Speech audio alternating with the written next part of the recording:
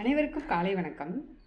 நாம் நிறைய பேர் சொல்கிறத கேள்விப்பட்டிருப்போம். என்ன அப்படின்னா, நான் ஹார்ட் ஒர்க் பண்ணுறோம், எங்களால் முடிஞ்ச அளவுக்கு எவ்வளோ ஹார்ட் ஒர்க் பண்ணுறோமோ பண்ணுறோம், ஆனால் வெற்றி மட்டும் இல்லையே ஏன் அப்படின்னு நிறைய பேருடைய ஆதங்கமாகவும் இருக்குது, புலம்பலாகவும் இருக்குது இல்லைங்களா? நாம் ஒர்க் பண்ணுறோம் ஆனால் நம்மளுக்கு பலன் கிடைக்கலையே அப்படின்னு. ஆனால் ஒர்க் பண்ணி ஹார்ட் ஒர்க் பண்ணால் மட்டும் நம்மளுக்கு வெற்றி கிடைச்சிருமா?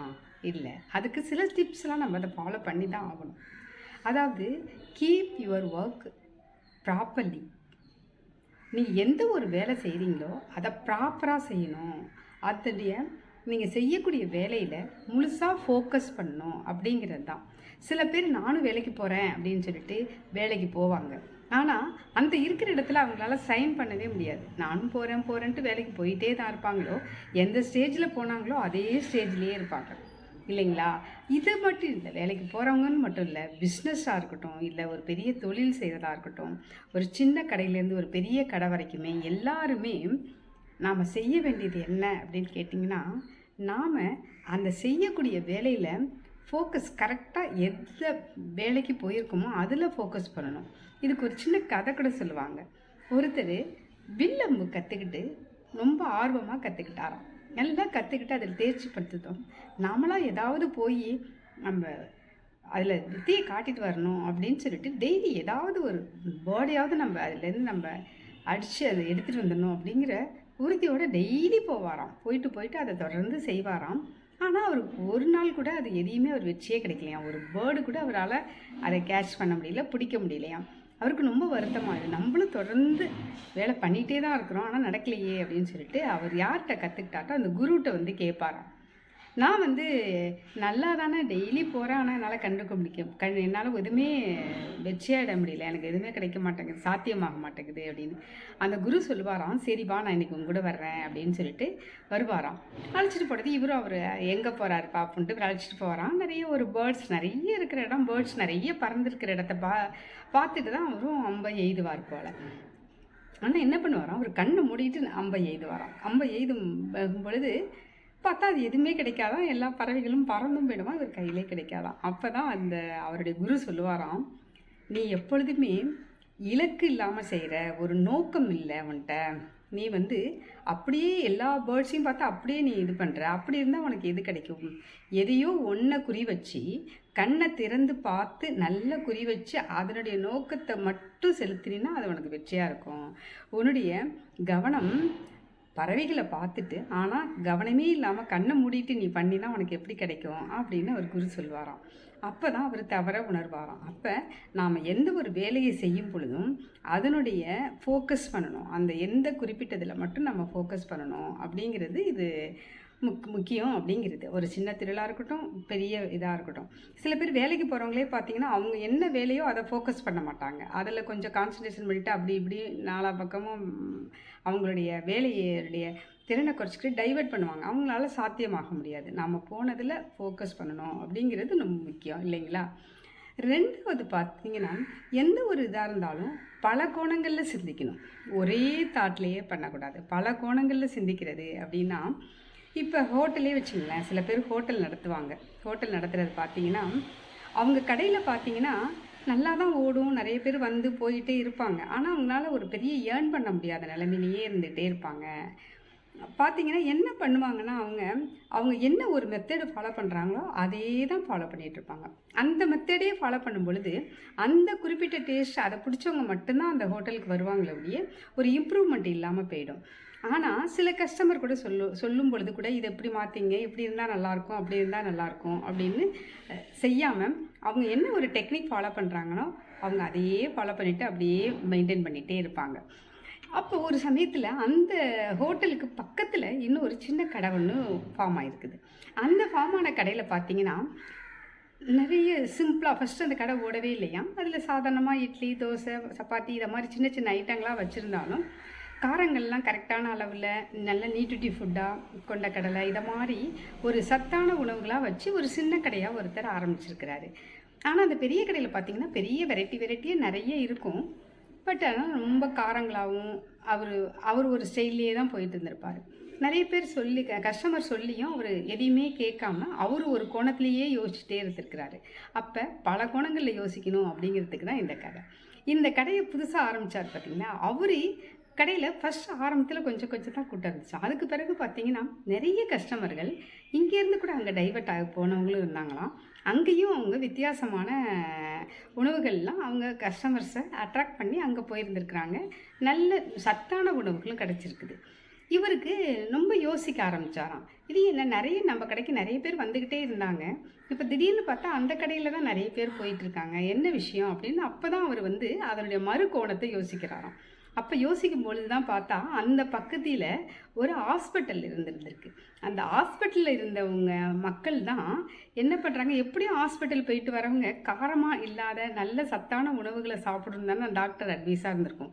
அதை தெரிஞ்சுக்கிட்டு அந்த ஒரு புதுசாக அவர் கடை ஆரம்பித்தவர் அந்த சத்தான உணவுகளையும் குழந்தைங்களுக்கு பெரியவங்களுக்கு ஹாஸ்பிட்டல் போயிட்டு வரவங்களுக்கெல்லாம் எப்படி இடியாப்பம் ஆப்பம் இதை மாதிரி வெரைட்டியாக கொடுக்கறது, இட்லிக்கு வித்தியாசமான சட்னிகள், புதினா சட்னி, கொத்தமல்லி சட்னி, இது மாதிரி வித்தியாசமாக செஞ்சு அவர் ஒரு அட்ராக்ஷனை ஏற்படுத்தினதும் மக்கள் அந்த ஹாஸ்பிட்டலுக்கு வரவங்க எல்லாருமே அங்கே போய் வாங்க ஆரம்பிச்சிட்டாங்களாம்.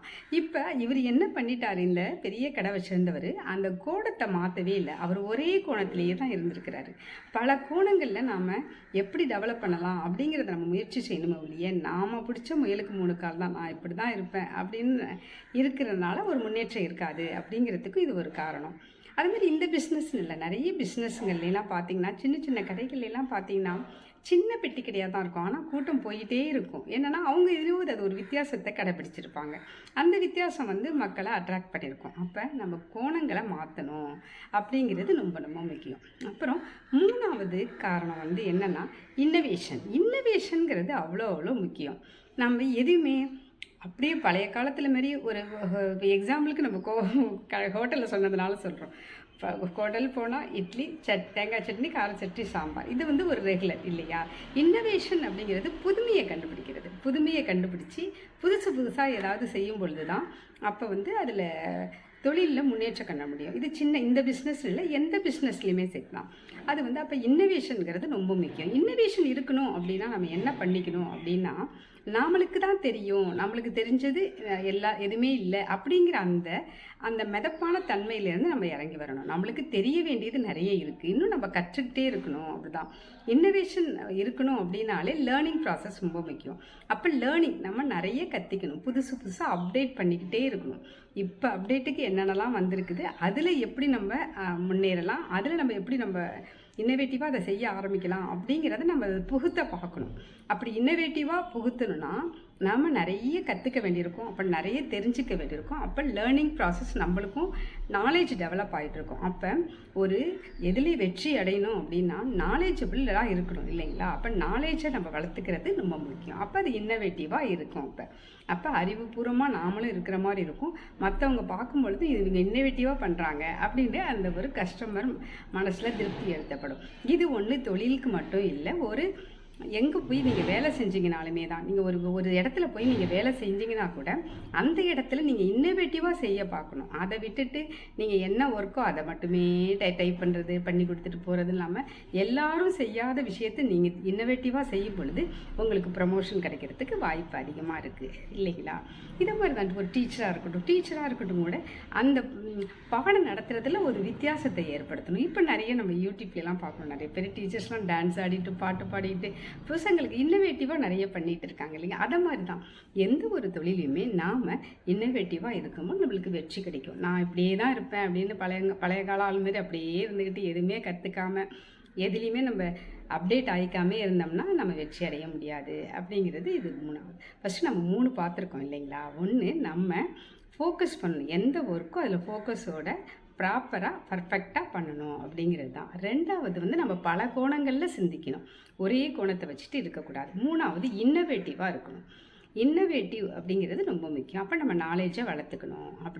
அப்புறம் 4வது முக்கியமாக தெரிஞ்சுக்கணும், எந்த ஒரு வேலைக்குமே தடைகள் இருக்கும்.